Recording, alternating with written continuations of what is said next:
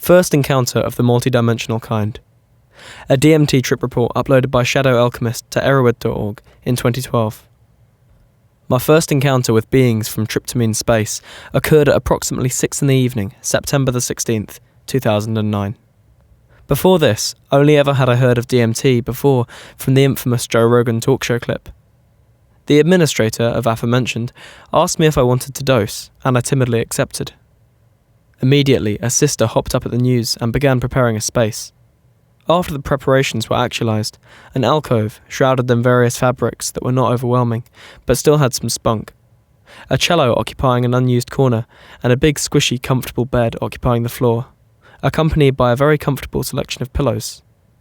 Ambient tones were emplaced, calmly broadcasting ocean goodness at an acceptable level from the other room.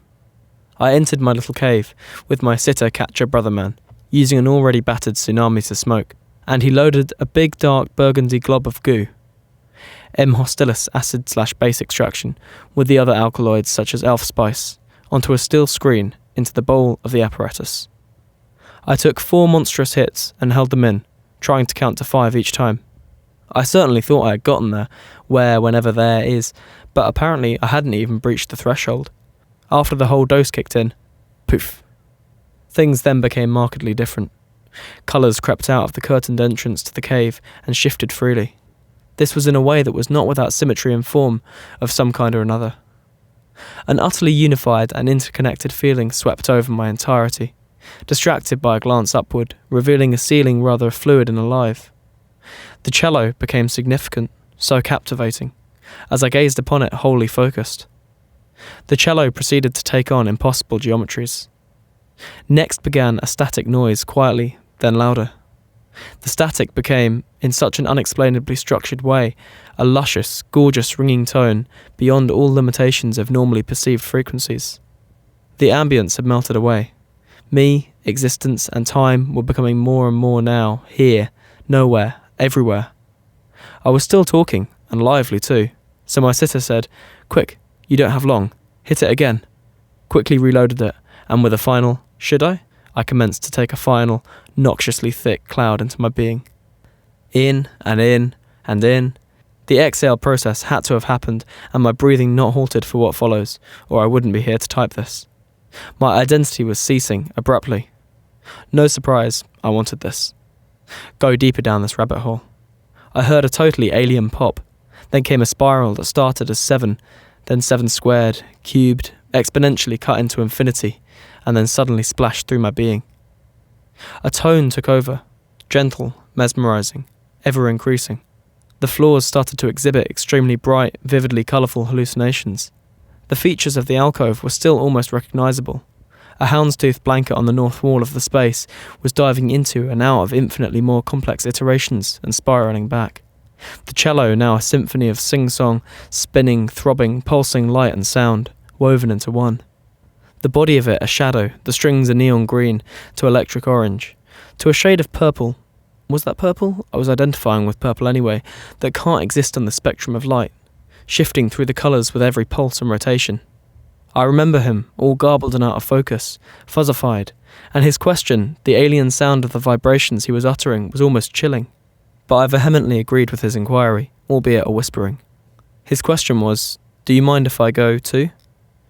A "yeah" escapes me, quietly, but still assuring, as my synapses were becoming flooded more so with the chemical, and my ability to keep my perceptions of reality, its boundaries and limitations, was being rapidly disintegrated. He came into focus. I was rather determined to greet and thank my brother in that particular puddle of astonishment, and by my will, I did it. He proceeded to blow my friggin' mind even further by replying, "Thank yourself, man." My motor control on the mothership was failing, so somehow we bumped our knees together. We began to fall into one being, literally. He asked, "Are you okay with this?" I retorted the same, both affirming. We melded into one and then fell through each other into the environment. We are becoming every new dimension unfolding, living every possible moment and experience in what seemed less than a second. Moving on to the next holding zone, leading up to the breakthrough, splashing through so many planes, too much to ever bring back. Each time so convinced that I was as far as I could go. Deeper though, down, down, in and in, deeper. I asked him 6 months later if that body-mind meld actually happened in his experience of the situation, and he nodded and grinned. After that whole ordeal, I looked behind me. There, a barren, lone mountain stood. Comets rained from the infinitely soaring cosmos. Clouds of impossible proportions rose to meet them. A small dark cave that felt lost and afraid was packed to the teeth with atrocities beyond comprehension. I remember tearing myself willingly away from the grasping arms of the dark, twisted, ugly forms, turning towards a shimmering golden light, where a being stood that was almost humanoid. It is made up of pure light and unconditional love, of which the clear white light attributes to gazing upon the embodiment of your potential. I apologized for gazing upon its perfection. It simply smiled. The eyes told me it was a smile, and it presented the implication of a hush upon my mind's ear and touched my lips, shattering the rest of my anatomy entirely, save my eye. It enveloped the realm I was to be thrust upon, integrating so fluidly with the environment around it, and becoming it, as I was in the transition to this particular place. This was the beginning of the breakthrough. Time, already distorted, just stretched. Out, in, folded up, twisted around, and then back again. Millions, then billions of these wondrously gentle, loving arms, the only even remotely regular thing in this whole place, took me into them, and the surroundings, becoming the place I was in, seemed to be a running theme. And finally, I fell through to a place where all the dimensions that I had fallen through to get to it were laid out, open and perceivable, all at once. And there were these gorgeous, shimmering, pulsing, beyond intelligent beings made of light, mulling over them as if they were objects. They were objects. Were they objects or dimensions? Can't they be both? Were they beings too? At any rate, one of the things noticed me and uttered a shrill note, but of greeting and affection, not malice or fear. Instantly, they all swarmed over to me and flooded through me, and these gorgeous, awesomely astounding things were spewing forth from them, and it made sense. They were trying to talk to me, to implore me to pay attention. Pop! That again? But backwards this time? Then, as suddenly as it had curled, buckled, twisted, stretched to the spiral I was on, time came crashing back to me.